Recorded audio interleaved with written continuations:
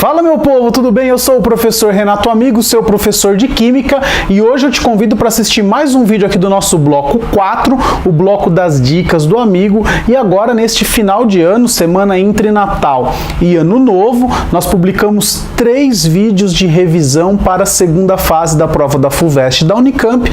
E agora, nessa primeira semana do ano de 2019, já aproveito para te desejar aí um excelente 2019, que todos os seus sonhos se realizem, que você tenha saúde para correr atrás dos mesmos. Nesta primeira semana de 2019, nós vamos publicar mais 3 vídeos complementando essas nossas 2 semanas de revisão para as provas de segunda fase da FUVEST da Unicamp. Nessa semana, neste vídeo, eu vou falar um pouquinho sobre eletroquímica, isso mesmo. Eletroquímica é a parte da química que vai estudar a interação que existe entre a energia química, ou seja, as reações químicas, e a energia elétrica. Então a gente vai ver aí que isso é muito cobrado nos vestibulares atualmente, né? Essa parte da eletroquímica, por conta de uma aplicação bastante intensa nas pilhas, nas baterias e principalmente na geração de energia elétrica a partir de uma reação química. Então é algo que está muito em voga, que está muito presente no nosso dia a dia, e por isso que essa parte ela é tão cobrada nos vestibulares, e não seria diferente, obviamente, aqui na segunda fase da FUVEST da Unicamp. Então a gente vai explorar um pouquinho o conceito de pilha, o conceito de potencial padrão, para a gente determinar qual é a voltagem aí de uma pilha. A gente vai estudar também um pouquinho sobre eletrólise ígnea, eletrólise em solução aquosa. Primeiro essa parte teórica, como sempre, e depois a resolução de 5 exercícios. A ideia é que você pegue a resolução feita aqui no nosso canal, que a gente vai fazer exercício por exercício, deixa passar um tempinho dessa aula de revisão, encontre os mesmos exercícios na internet, você consegue fazer o download de todas as provas da FUVEST, da Unicamp de anos anteriores, e você vai fazer o quê? Você vai tentar resolver essas mesmas questões com base naquilo que você sabe. Então você ouviu a nossa aula, você viu a nossa resolução, você organizou os conhecimentos na sua cabeça e você vai pôr em prática.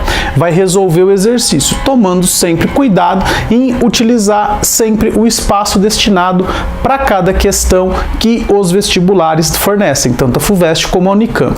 A ideia é que você tente sintetizar a sua resposta para que ela caiba, para que ela seja coerente, para que ela seja objetiva, para que o avaliador, para que o corretor não perca tempo fazendo a correção da sua prova. Então a ideia é que você consiga colocar em prática tudo aquilo que a gente falou aqui, beleza? Então agora eu convido você vestibulando, você vestibulanda, para a parte teórica de eletrólise e na sequência para a parte de resolução de exercícios, beleza? Fala, galera, vamos então agora para a parte teórica de eletroquímica. A gente vai de novo falar em 4 partes. Na primeira eu vou falar um pouquinho sobre a definição geral e sobre pilha. Depois a gente vai falar um pouquinho sobre o potencial padrão, né, potencial de uma pilha. Depois a gente vai falar um pouquinho eletrólise ígnea e eletrólise em solução aquosa. Então vamos lá, quando eu tenho uma reação química gerando energia elétrica, eu tenho um processo espontâneo, onde a variação, né, do potencial é maior do que zero, ou seja, uma variação de potencial positiva. Eu chamo esse processo de pilha ou bateria. Quando eu tenho o contrário, que é a energia elétrica gerando uma reação química, ou energia elétrica se convertendo em energia química, eu tenho um processo que ele não é espontâneo, a variação, né, do DDP vai ser menor do que zero, e aí a gente chama esse processo de eletrólise. A gente vai abordar nessa primeira parte pilha. Bom, como é que funciona uma pilha? Aqui eu vou mostrar a pilha de Daniel, tá certo? Bom, basicamente uma pilha vai ter dois compartimentos, tá certo? Em um dos compartimentos eu vou colocar um metal, um eletrodo, né, que é um eletrodo metálico, numa solução que contenha o mesmo cátion desse metal. No caso aqui o metal é o zinco, então o cátion que está aqui em solução é o cátion zinco 2+, tá certo? Então é zinco com zinco. Bom, eu vou pegar num outro compartimento, eu vou colocar um outro metal. No caso aqui eu coloquei o metal cobre, eu estou fazendo a pilha de Daniel, tá? O metal é cobre, e dentro dessa solução eu tenho íons cobre 2+. Então eu tenho um eletrodo de cobre com íons cobre aqui dentro da solução, tá? Bom, é sabido que entre cobre e o zinco, há uma diferença de potencial. Eles dois, né, não têm exatamente a mesma tendência, não apresentam a mesma tendência quando a gente quando a gente quer fazer referência a uma reação química. O zinco tem maior tendência de sofrer oxidação em comparação ao cobre, porque o cobre é um metal nobre. Bom, se eu conectar esses dois eletrodos por um fio metálico e colocar alguma coisa para oferecer resistência, os elétrons vão fluir por este fio. E eu tenho conectando as duas soluções o que a gente chama de ponte salina. Então, para montar uma pilha, eu preciso dos dois eletrodos, cada eletrodo mergulhado em uma solução que contenha o seu cátion, uma ponte salina conectando as duas soluções, tá? Essa ponte salina serve para a migração dos íons, e eu preciso de um fio para conectar os dois eletrodos para que os elétrons possam fluir. Então, os elétrons fluem pelo fio e os íons fluem pela ponte salina. Bom, o que está acontecendo? O eletrodo de zinco, o zinco, ele tem um potencial de redução de menos 0,76, enquanto que o cobre tem um potencial de redução de mais 0,34. Tá certo? Bom, essa aqui é a pilha antes do início. Quando essa pilha entra em funcionamento, o que vai acontecer? Vai acontecer um monte de coisa. Ó, esse eletrodo de zinco está sofrendo oxidação. Então, você está percebendo aqui que o zinco metálico está virando zinco 2+. Então, o zinco está saindo do metal aqui, está saindo do eletrodo e está indo para a solução.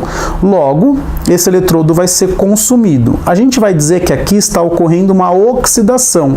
A oxidação ocorre numa região chamada de anodo ou ânodo, tá certo? Então, a oxidação ocorre no anodo. A concentração de zinco 2+ na solução, ela vai aumentar. Por quê? O zinco está saindo aqui da forma metálica e está indo para a solução. Então, eu estou aumentando a concentração de zinco 2+ aqui. Em compensação, a massa do eletrodo ela vai diminuindo. Por quê? Porque o zinco está saindo da forma metálica e indo para a forma de cátion. Então, está saindo de um metal e está se transformando em um cátion. O que acontece? Nesse processo, vocês percebam aqui que está tendo uma perda de elétrons. Esses elétrons vão fluir por esse fio e vão chegar aqui no nosso outro eletrodo. Esse eletrodo de cobre, o cobre 2+ que está em solução, pega esses elétrons e vira cobre metálico. Então, o cobre 2+ que estava aqui na solução vai virar metal. Então, evidentemente, aqui a gente tem um processo de redução. Esse processo de redução, a gente diz que ocorre numa região chamada cátodo ou catodo. O que vai acontecer com a concentração do cobre que estava aqui na solução? Como ele está virando metal, a concentração de cobre vai diminuir. Consequentemente, a massa do eletrodo vai aumentar. Aí o que acontece, gente? Para essa pilha continuar funcionando, essa ponte salina é importantíssima. Por quê? Vocês concordam que aqui vai ter muito mais zinco 2+? Então essa região vai ficar essa solução vai ficar muito carregada positivamente? Pois é, na ponte salina eu tenho um sal, e esse sal tem um cátion e um ânion. O ânion da ponte salina vai migrar em direção ao ânodo. Ânion vai para o ânodo. Por que o ânion veio para cá? Para neutralizar essa carga positiva aqui que está ficando mais preponderante, né? Está aumentando a carga positiva aqui. Então o ânion vem para neutralizar. Vai acontecer o processo inverso aqui no cátodo, né? Porque olha só, aqui eu não estou perdendo as carguinhas positivas, o cobre 2+ não está virando cobre metálico, então aqui está ficando deficiente de carga positiva. O que vai acontecer? O cátion vem para cá. Então o cátion vai migrar para o cátodo para poder equilibrar as cargas, tá certo? Com relação ao polo, o ânodo é o polo negativo, porque é de onde estão saindo os elétrons, e o cátodo é o polo positivo, que é para onde estão indo os elétrons. Então, o elétron é negativo, ele é atraído pelo polo positivo. Então, pensa sempre assim, tá? O elétron vai sempre em direção do ânodo para o cátodo. E sempre que ele vai para o cátodo, ele é negativo, ele vai buscar alguém que é positivo. Então, essas são as ideias principais de uma pilha. No anodo acontece a oxidação, no catodo a redução. A gente tem uma dica, né, que é o CRAL, né, que é no catodo reduz, anodo oxida. Ou então o tal do POR, né, que é perdeu oxida, recebeu reduz. Então aqui, ó, Perdeu elétron, oxidou. Recebeu elétron, reduziu. No cátodo ocorre a redução, no anodo ocorre a oxidação. Sempre que eu tiver oxidação, a concentração do cátion vai aumentar e a massa do eletrodo vai diminuir. Sempre que eu tiver a redução, a concentração do cátion vai diminuir e a massa do eletrodo vai aumentar. Beleza? Bom, agora a gente vai falar um pouquinho sobre o cálculo da DDP, que é a diferença de potencial entre os eletrodos que vão fazer parte da composição de uma pilha. Então, normalmente, o que vai ser dado para vocês é o potencial padrão de redução. Esses potenciais padrão de redução, eles foram todos eles calculados com base no eletrodo padrão. O eletrodo padrão é o eletrodo de hidrogênio, tá certo? Então, o hidrogênio tem um potencial padrão igual a zero. Tá certo? Bom, todos esses metais foram colocados em comparação com o hidrogênio. Quem tem um potencial de redução menor, aqui menos alguma coisa, é sinal que tem uma tendência de reduzir menor do que a do hidrogênio. Quem tem um sinalzinho positivo é sinal que tem uma tendência de reduzir maior que a do hidrogênio. Normalmente são dados os potenciais. Professor, como que eu vou saber que é um potencial de redução? Muito simples. Se os elétrons estiverem nos reagentes, é redução. Então, elétron no reagente, redução. Elétron no produto, oxidação. Elétron nos reagentes, redução. Elétron nos produtos, oxidação. Aí eu quero montar uma pilha de cobre e zinco. Como que eu vou calcular a variação de potencial? Ou seja, como que eu vou calcular qual é a voltagem dessa pilha? Muito fácil. Você vai pegar o potencial de redução daquele que for maior e vai subtrair do potencial de redução daquele que for menor. Mas como eu vou saber qual que é maior e menor? Muito simples. A pilha não é de cobre e zinco? Então, olha só. O do cobre é mais 0,34, o do zinco é menos 0,76. Então, o que acontece? O maior não é mais 0,34? Então, aqui, 0,34.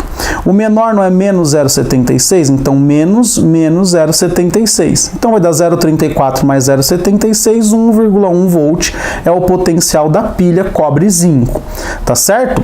Bom, para a gente montar a equação global, você vai pensar sempre no seguinte: o maior você mantém e o menor você inverte. Então, para montar a equação, eu vou manter o maior e inverter o menor. Para calcular, eu vou pegar o maior menos o menor, do jeito que está. Maior menos o menor, certo? Então, uma coisa é montar a equação global, outra coisa é calcular a DDP. Tudo bem? Então, pensa sempre nisso, ó. Por exemplo, nessa pilha de cobre e zinco, eu manteria essa reação aqui, porque ela que apresenta o maior potencial, e eu inverteria essa. Eu teria zinco virando zinco 2+, mais 2 elétrons. Porque todo processo de pilha eu tenho alguém sofrendo oxidação e alguém sofrendo redução. Tudo bem? Mas aqui a gente está calculando os potenciais, isso é muito cobrado nos vestibulares. Agora, a pilha entre magnésio e prata. Ó, magnésio e prata. O que eu vou fazer? Eu vou analisar os potenciais. Da prata é mais 0,80, do magnésio é menos 2,36. Então, eu vou pegar o maior, que é a prata, mais 0,80, e vou subtrair do menor, menos 2,36. Vai dar um potencial de 3,16. Se eu te der uma tabela com vários potenciais, isso é uma dica. Então, anota essa dica. Eu te perguntar qual dessas, considerando todos esses metais disponíveis no laboratório, tudo disponível, qual vai gerar maior DDP? Você vai pegar sempre o que tem maior tendência de redução com o que tem maior tendência de oxidação. Então, é sempre o maior de redução com o menor de redução, tá certo? Por quê? Porque essa diferença vai ser maior do que qualquer outra diferença que eu for analisar aqui, tá certo? Então, sempre que eu quiser montar uma pilha com maior DDP, eu vou pegar o maior potencial de redução menos o menor potencial de redução. Aí eu vou ter uma pilha com a maior diferença de potencial. Tudo bem? Beleza? Agora, se eu quisesse montar a pilha magnésio e prata, eu vou fazer aqui no cantinho bem pequenininho para você ver. Ó, magnésio e prata. Quem tem o maior potencial de redução? É a prata. Então, a prata vai reduzir. Ó, vou copiar. Ag+, mais um elétron vira Ag0, certo? Copiei. Tá aqui bem pequenininho. Agora, o menor, que é o magnésio, eu vou inverter. Então, eu vou ter magnésio virando magnésio 2+, mais 2 elétrons. Tudo bem? Aí, como eu tenho 2 elétrons aqui, eu vou ter que multiplicar isso aqui por 2. Então, o que vai acontecer? Ó, a equação global, eu tenho que cancelar os elétrons. Então eu vou ter 2Ag mais Mg formando 2Ag0 mais Mg2+. Pronto, aí eu tenho aqui a minha equação global da pilha, tá certo? E a potencial, a variação de potencial é 3,16. Bem, ficou bem espremidinho aqui, mas se você estiver assistindo a aula, tiver com um caderninho aí na mão, faz aí no seu caderno. Tenta fazer isso que eu falei, mantém o maior potencial de redução e inverte o menor potencial de redução. Mantém essa equação e inverte essa. Soma, sempre lembra de cancelar os elétrons. Professor, você multiplicou a equação aqui da prata por 2. Tem que multiplicar o potencial por 2? Não. O potencial é uma propriedade intensiva, não depende da quantidade, tá certo? Então, se eu tiver 2 mol, 3 mol, 4 mol de prata, o potencial vai ser sempre o mesmo, 0,80, ok? Falando agora um pouquinho sobre a eletrólise, a gente vai falar sobre a eletrólise ígnea, tudo bem? A eletrólise ígnea, a gente tem uma substância que vai ser fundida, ou seja, na eletrólise ígnea a gente tem ausência de água.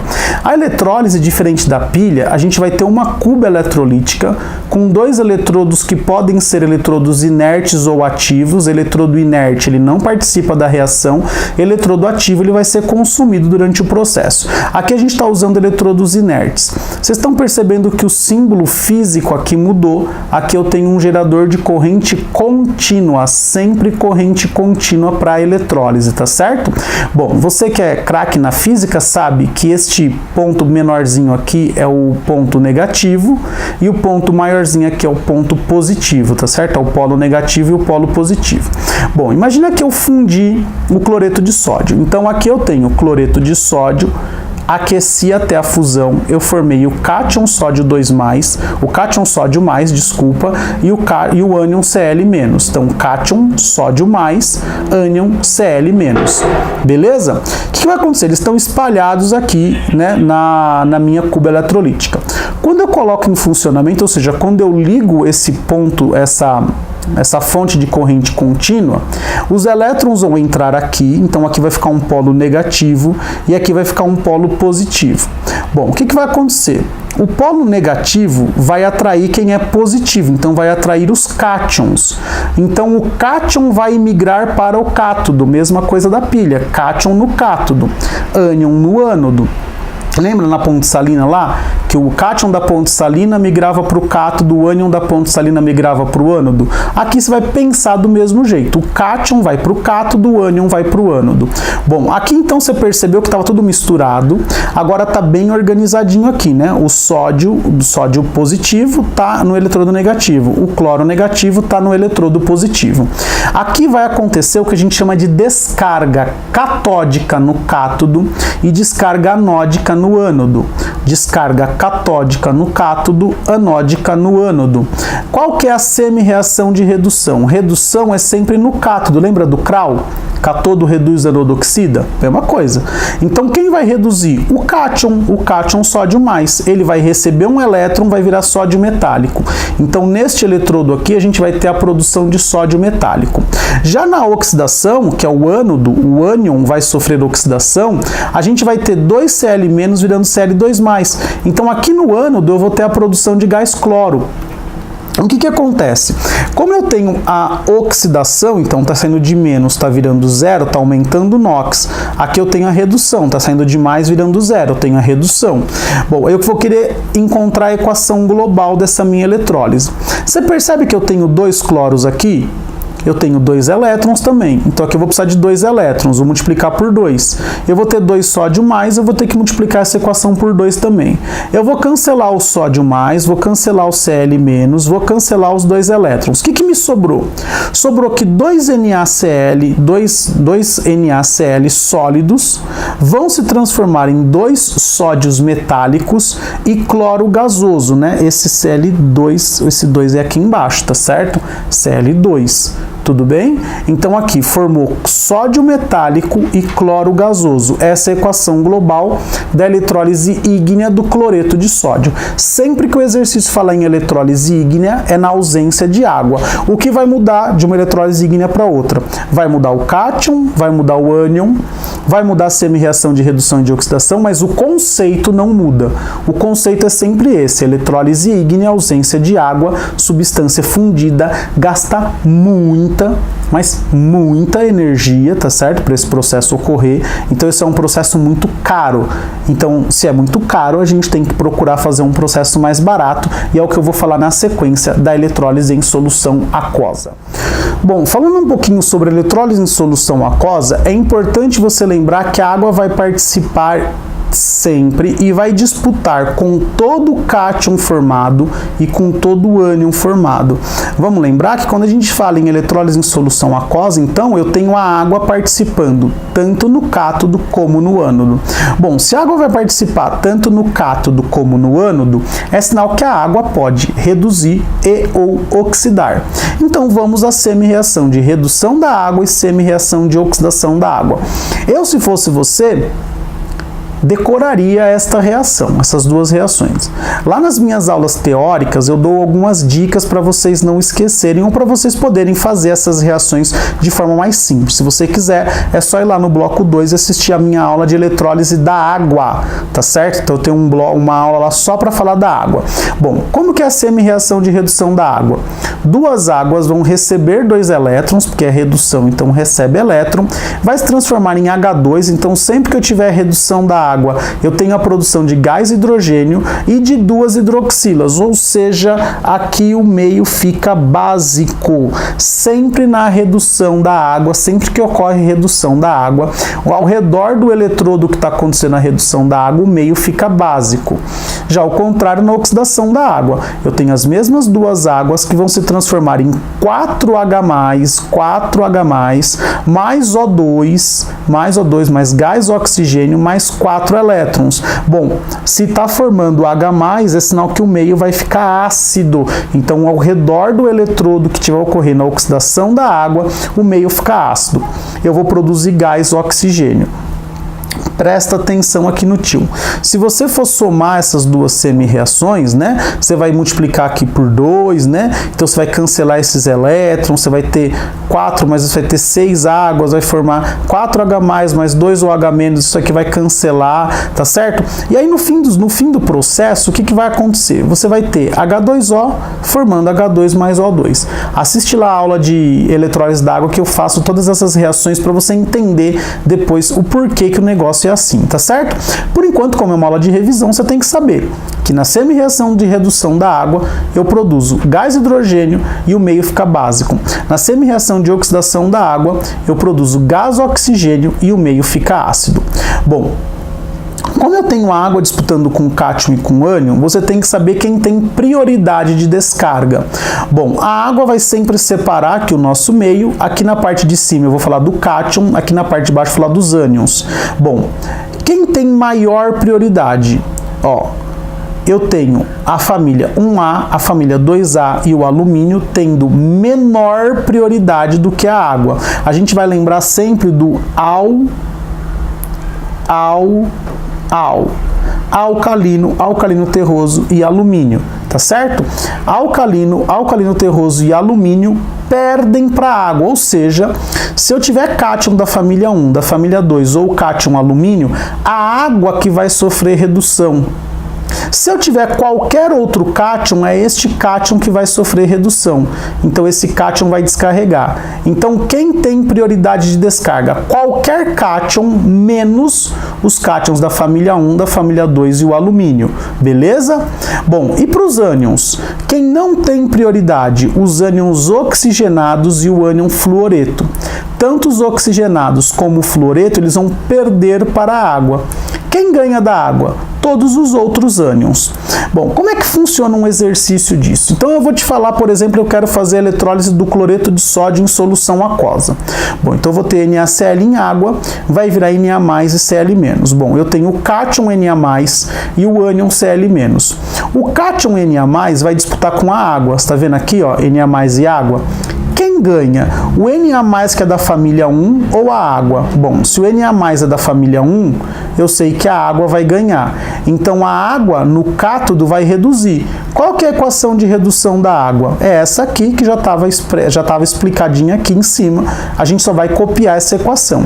Então, no cátodo vai acontecer a liberação de H2 e vai acontecer a formação de um meio básico lá, tá certo? Vai liberar hidroxilas no meio, lá nesse eletrodo que eu vou chamar de cátodo, que é o eletrodo que está com um polinho negativo, que é onde os elétrons estão entrando, tá certo? Olha aqui os elétrons entrando aqui, beleza?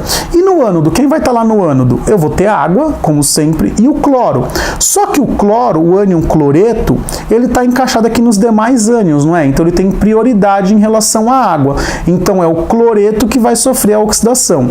2Cl- vai virar Cl2 e 2 elétrons.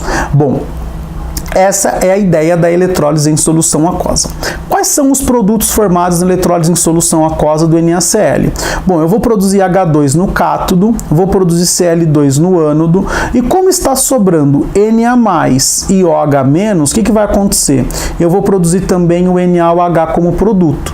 Então a soda cáustica é um subproduto da eletrólise aquosa do NaCl. Beleza? Bom, agora a gente vai para a resolução de exercícios de eletroquímica. Fala galera, vamos agora então resolver os exercícios da parte de eletroquímica aqui no nosso canal, na revisão para a segunda fase da FUVEST Unicamp. Então vamos lá aos 5 exercícios de eletroquímica. Bom, esse exercício foi da FUVEST 2018, um estudante realizou um experimento para verificar a influência do arranjo de células eletroquímicas em um circuito elétrico. Para isso, preparou 3 células idênticas, cada uma contendo a solução de sulfato de cobre 2 e 2 eletrodos de cobre, de modo que houvesse corrosão em um eletrodo e deposição de cobre em outro. Em seguida, montou sucessivamente 2 circuitos diferentes, conforme os arranjos 1 e 2 ilustrados. Ponto. O estudante utilizou uma fonte de tensão e um amperímetro, o qual mediu uma corrente constante de 60 mA em ambos os casos. Então aqui está o arranjo 1, que é um arranjo que está em série, e o arranjo 2, que é um arranjo que está em paralelo. Beleza? Aqui está a fonte de corrente contínua, tá? E aqui está o amperímetro fazendo a medição. Bom, considere que a fonte foi mantida ligada nos arranjos 1 e 2 por um mesmo período de tempo. Em qual dos arranjos o estudante observará maior massa nos eletrodos em que ocorre deposição? Justifique. Bom, quando a gente está em série, a corrente que passa nos 3 eletrodos é a mesma. Quando a gente está em paralelo, a corrente ela vai se dividir. Então vai passar 20 aqui, 20 aqui, 20 aqui. Elas vão se somar, depois aqui vai voltar a ser 60. Mas aqui está passando menos corrente, aqui está passando mais corrente. Então, óbvio que no arranjo 1 é onde teve a maior deposição, porque ele está ligado em série. Ou seja, tem a mesma corrente passando por todos os eletrodos. Aqui a corrente foi dividida. Como a deposição tem relação com a corrente, então aqui teve maior deposição em comparação com este arranjo aqui. Beleza? Letra B.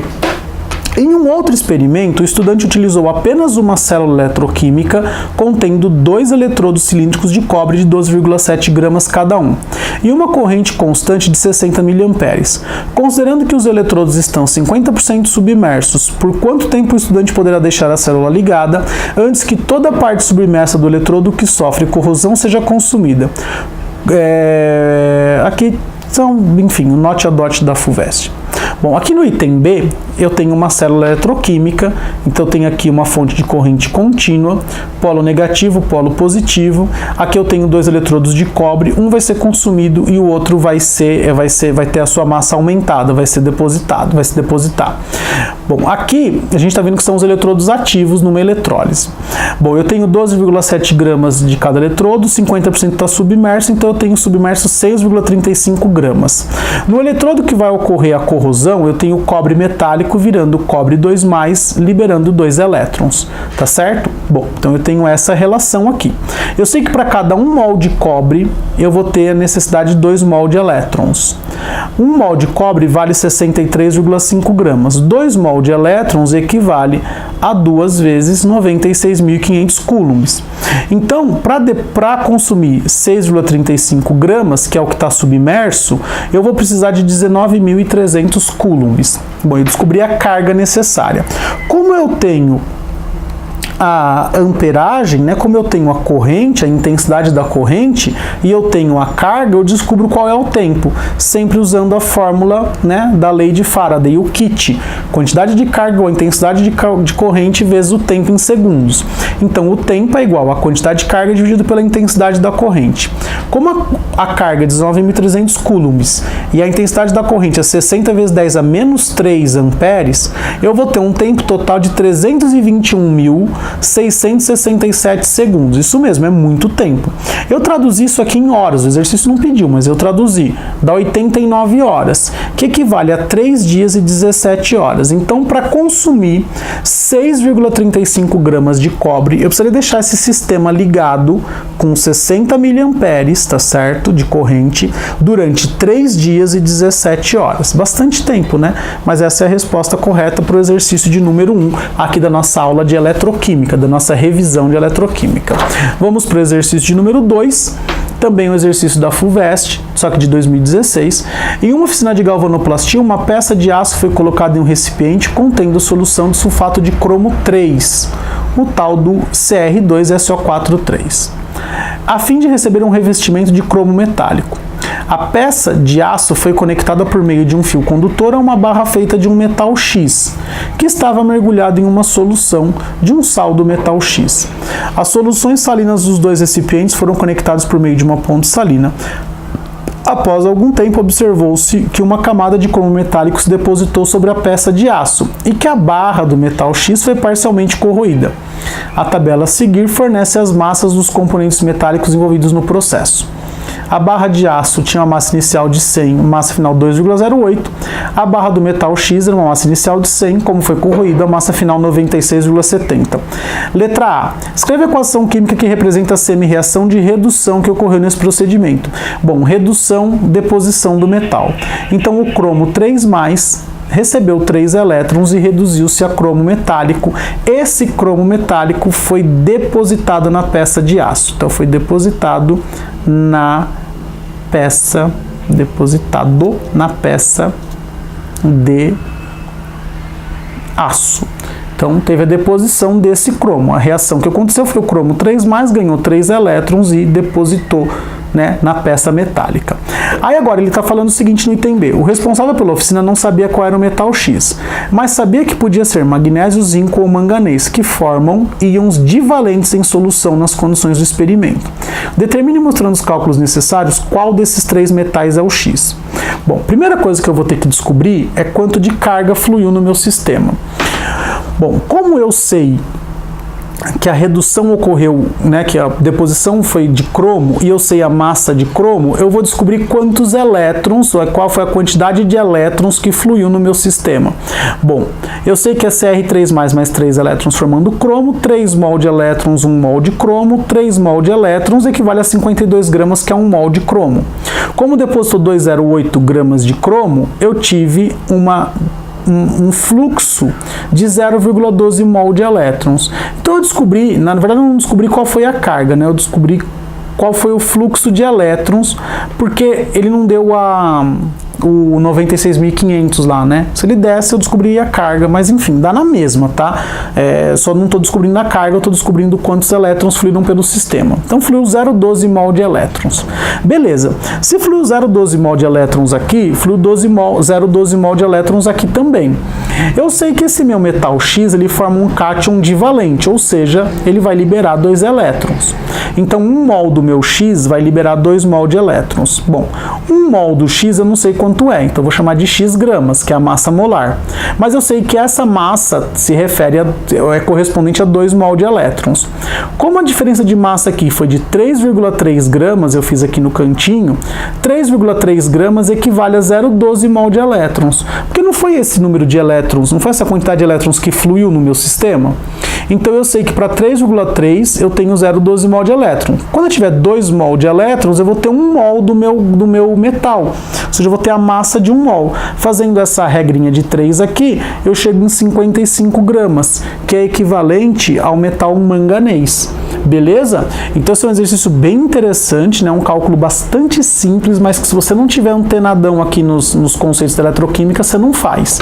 Beleza? Então esse é o nosso segundo exercício. O terceiro exercício é um exercício da Unicamp de 2014, é um exercício que fala sobre a eletrólise do NaCl, tá certo? Eletrólise em solução aquosa. Tá aqui, a produção mundial de gás cloro é de 60 milhões de toneladas por ano. Um processo eletroquímico moderno e menos agressivo ao meio ambiente, em que se utiliza uma membrana semipermeável, evita que toneladas de mercúrio utilizadas no processo eletroquímico convencional sejam dispensadas anualmente na natureza. Esse processo moderno está parcialmente esquematizado na figura abaixo. Bom, aqui sai cloro, aqui sai hidrogênio, aqui sai NaOH, aqui sai NaCl, aqui entra NaCl, aqui entra NaOH, sai NaOH, tá certo? Então tem NaOH desse lado, NaCl desse lado. Aqui o Na+ está dizendo que está migrando para cá, tá certo? E aqui estava faltando representar a fonte aqui do meu sistema. Ele está dizendo aqui no item A: se a produção anual de gás cloro fosse apenas pelo processo esquematizado na figura abaixo, qual seria a produção de gás hidrogênio em milhões de toneladas? Bom, para eu saber isso, eu tenho que montar todo o processo. No eletrodo que está ocorrendo a redução, eu tenho o Na+ competindo com a água. A água ganha, como a gente já viu lá na aula, na parte teórica. Na oxidação, o cloro ganha. Então, fazendo a equação global desse processo, eu tenho 2 NaCl mais 2 águas, formando 2 Na+, 2 OH-, que dá 2 NaOH, mais H2 e Cl2. Então, eu tenho 1 mol de gás hidrogênio para cada 1 mol de gás cloro formado. 1 mol de gás hidrogênio são 2 gramas, 1 mol de gás cloro, 71 gramas. Se eu tenho a produção de 60 milhões de toneladas de gás cloro, eu vou descobrir quanto de gás hidrogênio eu vou produzir. Fazendo as contas aqui, você sabe que vai ser um pouquinho menor que 2, né? Ó, 71 para 60, 2 para um número um pouco menor que 2. Fazendo as contas, eu cheguei em 1,69 milhões de toneladas de gás hidrogênio. Então, 1,69 milhões de toneladas de gás hidrogênio. Essa é a quantidade de gás hidrogênio que seria produzido junto com 60 milhões de gás cloro. No item B, ele fala assim: na figura falta representar uma fonte de corrente elétrica e a formação dos íons OH-. Complete o desenho com essas informações, não esquecendo de anotar os sinais da fonte e indicar se ela é uma fonte de corrente alternada ou contínua. Bom, se é eletrólise, a corrente tem que ser contínua, tá certo? Então, a eletrólise necessita de fonte de corrente contínua. Bom, como a Na+ está vindo para cá, aqui tem que ser o polo negativo. E o polo negativo é o menor sinalzinho, né? Lembra a corrente contínua? A gente representou assim, né? Então aqui é menos, aqui é mais. Beleza? Ó, tá certo? Tudo bem? Então representamos os sinais. Bom, se aqui o Na+ está vindo para cá, eu tenho água, a água está ganhando. Se a água está ganhando, eu estou formando OH-, então aqui o meio fica básico, né? Essa é a região que o meio fica básico. Beleza? Então, completando, o OH- está sendo formado aqui no cátodo, o elétron está entrando aqui, está fazendo a água reduzir, e aqui, como o cloro está oxidando, está liberando elétrons que voltam para cá e fazem o circuito ficar fechado aqui.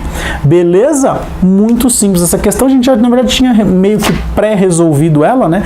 Por conta de ter falado já da eletrólise em solução aquosa do NaCl. Certo? O exercício 4 é um exercício da FUVEST, e ele fala o seguinte: ó, a determinação da carga do elétron pode ser feita por método eletroquímico, utilizando a aparelhagem representada na figura ao lado. 2 placas de zinco são mergulhadas em uma solução aquosa de sulfato de zinco. Uma das placas é conectada ao polo positivo de uma bateria. A corrente que flui pelo circuito é medida por um perímetro inserido e a outra placa, entre a outra placa de zinco e o polo negativo da bateria. A massa das placas é medida antes e depois da passagem da corrente elétrica por um determinado tempo. Em um experimento, utilizando essa aparelhagem, observou-se que a massa da placa conectada ao polo positivo da bateria diminuiu 0,0327 gramas. Este foi também o aumento de massa da placa conectada ao polo negativo. Como é o mesmo elemento, vai ter a mesma deposição e corrosão e formação, né? Então ele fala assim, ó, né? Item A: descreva o que aconteceu na placa em que houve perda de massa e também o que aconteceu na placa em que houve ganho de massa.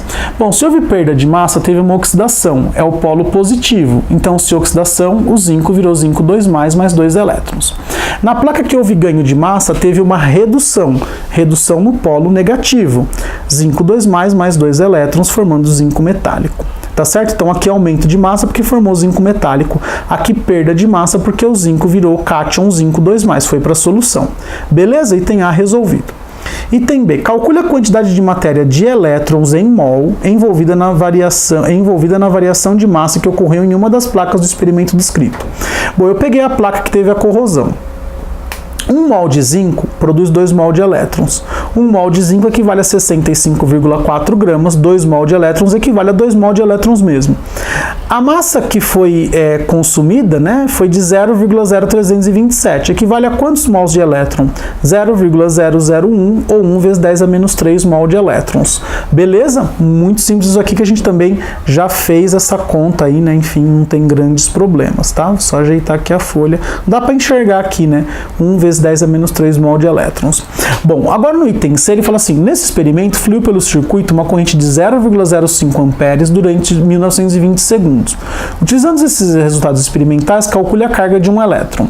Bom, primeiro então eu vou com essas duas informações calcular a carga que fluiu no meu sistema. Se a intensidade foi de 0,05 e foi um tempo de 1920 segundos, eu tive 96 coulombs fluindo pelo meu sistema. Bom, se um mol tem 6 vezes 10 a 23 elétrons, 1 vezes 10 a menos 3 mol tem quantos elétrons? 6 vezes 10 a 20. Bom, eu sei então que para 6 vezes 10 a 20 elétrons eu preciso de 96 coulombs.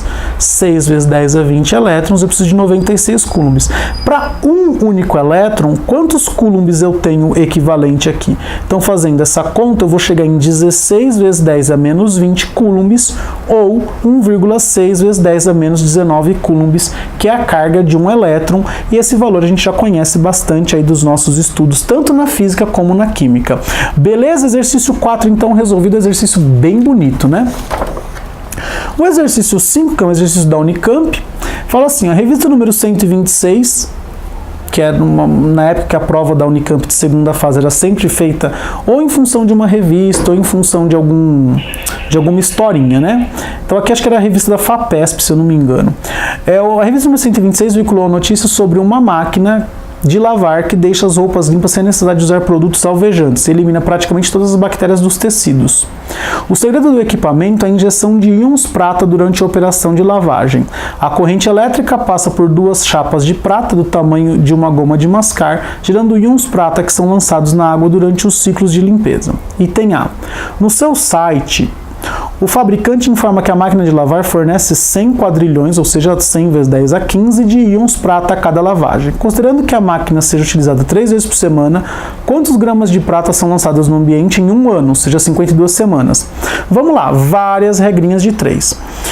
Bom, essa quantidade de prata, 100 quadrilhões de íons, é em uma lavagem. Para 3 lavagens eu tenho 300 quadrilhões de íons.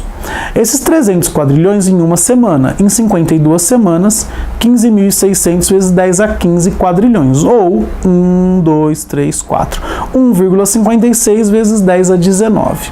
Bom, eu sei que para cada 1 mol de prata, ou seja, para cada 6 vezes 10 a 23 íons prata, eu tenho o equivalente a 108 gramas, que é 1 mol de prata, né? A massa molar. Então, tudo aqui eu estou partindo de 1 mol, né?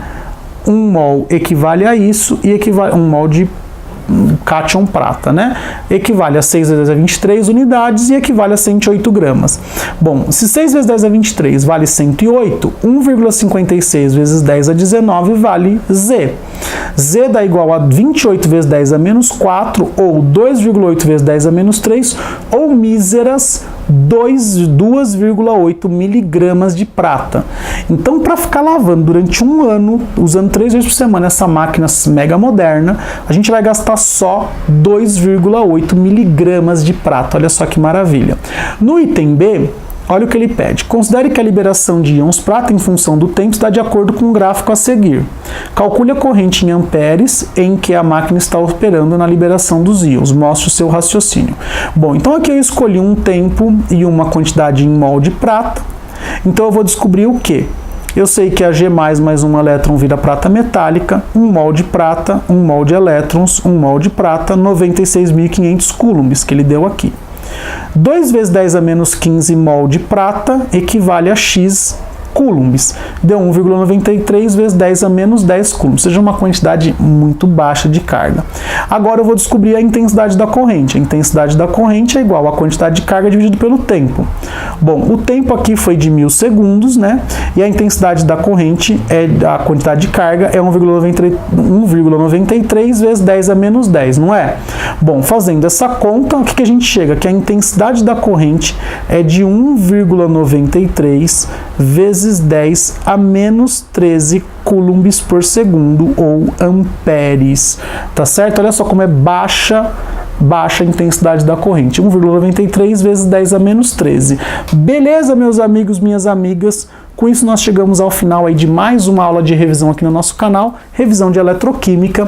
Realmente é um conteúdo muito pesado, muito cobrado em vestibulares. Eu espero sinceramente que se você chegou até aqui, que você tenha gostado da aula. Se não é inscrito no canal ainda, por favor, se inscreva. Se já é inscrito, dê uma curtida na aula.